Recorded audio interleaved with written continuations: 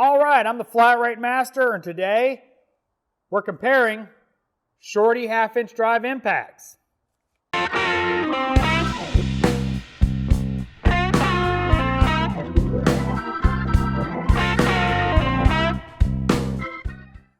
Now features, the AIRCAT and the Chicago Pneumatic are very similar as far as their controls and all of that.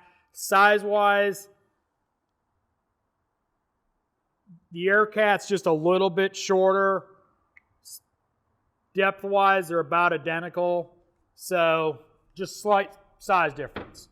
Now, controls on both the AIRCAT and the Chicago Pneumatic, you have your directional control is on the side, as well as behind the trigger is your power adjustments.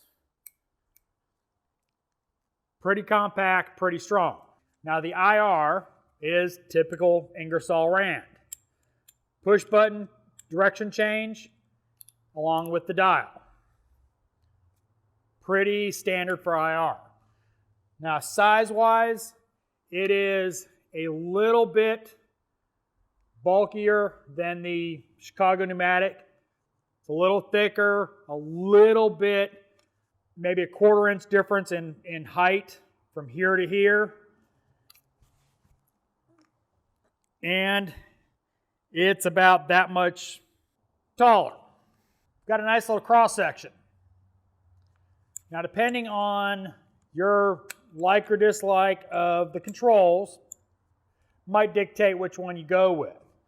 Now, this one is my Ingersoll Rand, Andrew's Chicago Pneumatic, and James's AIRCAT.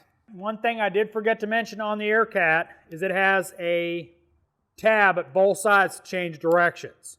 So if you're using your left hand or your right hand, you have options. Now, power-wise, they're all close.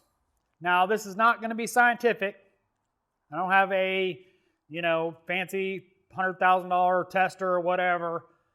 So what I did is right behind the camera, there's a rusty Ford Focus, and I have not touched the brake caliper bolts. So after I get done talking, you're going to get to see them break those bolts loose, or maybe not. Now, the IR, I have only had the opportunity to break one crank bolt loose with it. It did it fine. It was on a 4.7 Toyota product. Now, the AIRCAT has only had the opportunity to break loose a Subaru crank bolt, and it did it fine.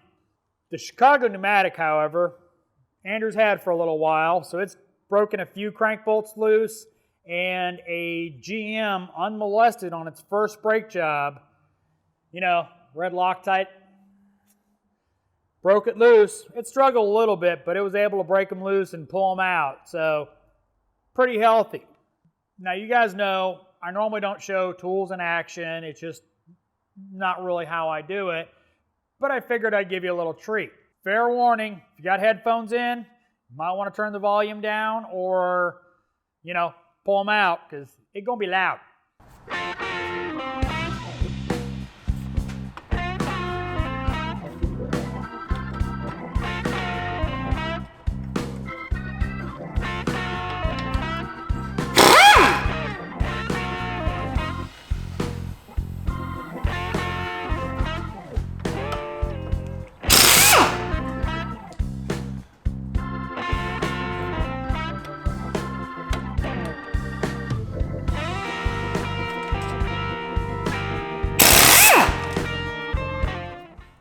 If you like this video, give me a thumbs up.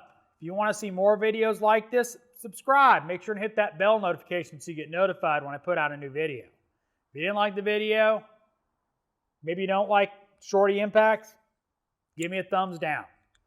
Comments are always appreciated. And as always, thanks for watching. I am the Flat Rate Master.